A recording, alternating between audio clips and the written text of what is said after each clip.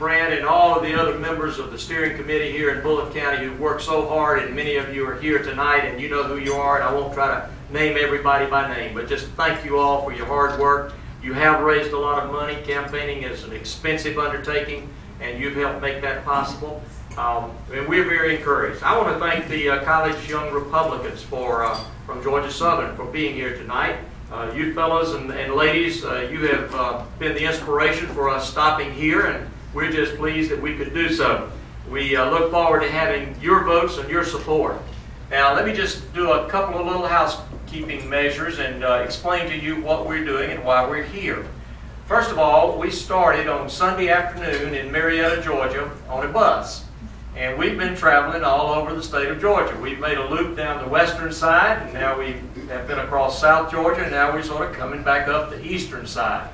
It's been a great opportunity for the candidates who are running for office as Republicans up and down the ballot to be able to, first of all, be together for a change, and also to be able to talk to the people of this state about the one issue that is predominant in terms of people's concerns.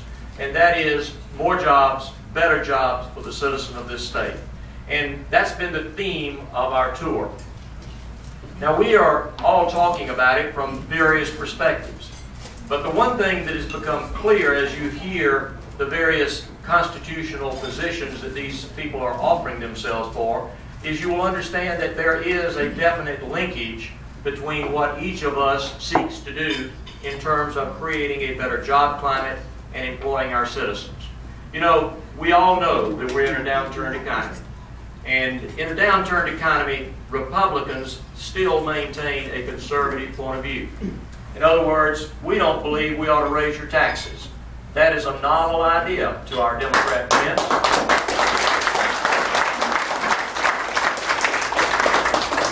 We believe that you live within your means and you make the money that you have go as far as you can and to be used as effectively as possible.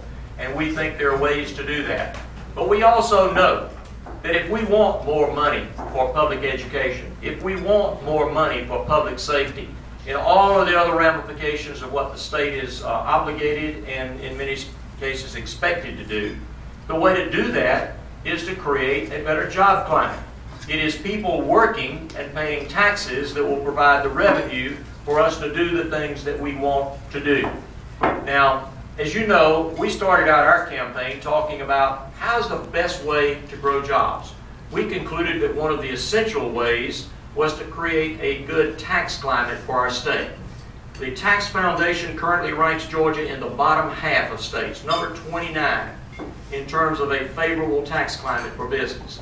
They took proposals that we had submitted and said that if these were adopted, it would move us to the top 1/3, number 16. It would put us ahead of every state in the Southeast. Now, you know, if we want to attract businesses to come to our state, and by the way, most of them want to come to the Southeast, we just need to be ahead of the pack when it comes to where they're looking. I believe that's one of the ways that we can grow the job opportunities that we all want for our citizens. But one of the things that you will hear, as I say, is a consistent theme of how we are going to work together. I believe that this is a time when Georgia cannot afford to go into 4 years of gridlock. I can assure you that as governor, I will work cooperatively with the members of the General Assembly. And I appreciate my friends from the General Assembly who are here tonight. I saw Jack Hill, and I may have overlooked some others who are here, but I appreciate them. We will work together. I will have a good relationship with the leadership in the Senate as well as in the House, and that's what we need.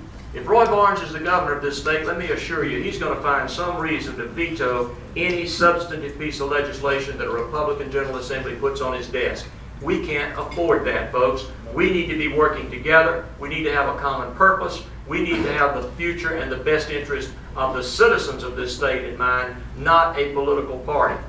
Now, this is also going to be a reapportionment year, and we're going to get an additional congressional seat as a result of that.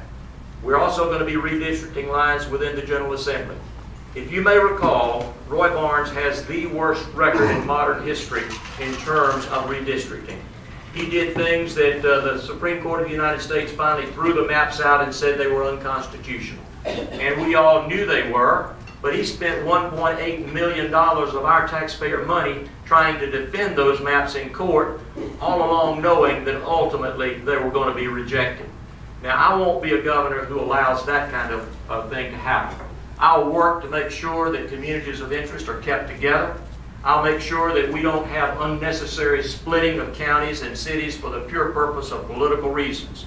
Because I believe if you treat people fairly, the politics is going to take care of itself. And that's the approach that I have to redistricting. Now, before I introduce the individual that is in our chain of introductions, I want to introduce you to somebody who's in the back of the room. And that's my friend Stan Gunner. Stan is from up in northeast Georgia. He is a district attorney up there. He and his wife have been traveling with us as we have toured around the state. And he and my cousin Richard Mallard, who is your district attorney, they are friends, and I think Richard can vouch for his credentials. We need a good conservative on our Court of Appeals. That is a position where there are 6 people running in that race, and I would just commend for your consideration Stan Gunner. He would make an excellent justice on our Court of Appeals.